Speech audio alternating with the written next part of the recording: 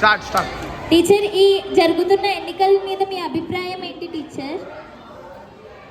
ఈ ఎన్నికలు చాలా బాగా జరుగుతున్నాయి. నిజంగా అసలైన ఎన్నికల కన్నా ఈ విద్యార్థుల ఎలక్షన్లు అయితే చాలా బాగా జరుగుతున్నాయి.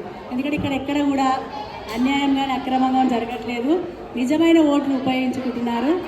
అదేవిధంగా చాలా నిజాయితీగా ఓట్లు వేస్తున్నారు అనమాట.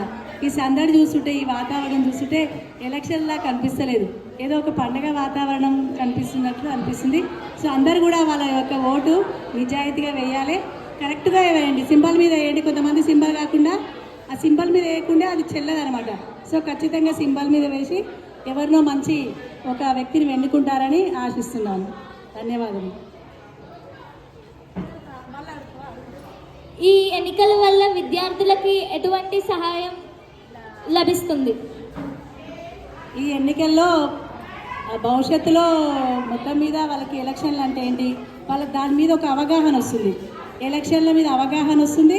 దాంతోపాటు ఎలక్షన్లు ఎలా వేయాలి, ఓటు ఎలా వాళ్ళు నిర్వర్తించుకోవాలి, ఎలా ఉపయోగించుకోవాలనే విషయం కూడా వాళ్ళకి అర్థమవుతుంది. ఒక అవగాహన అనేది వాళ్ళకి ఏర్పడుతుంది.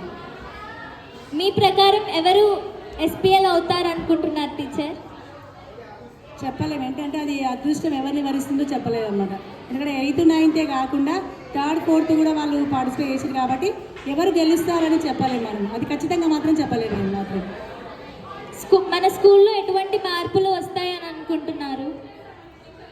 వీటికన్నా కొంచెం బెటర్గా రావచ్చు. ఎందుకంటే లేనివి ఫెసిలిటీస్ ఏమైనా ఉంటే అవి జరగవచ్చు అని అనిపిస్తుంది.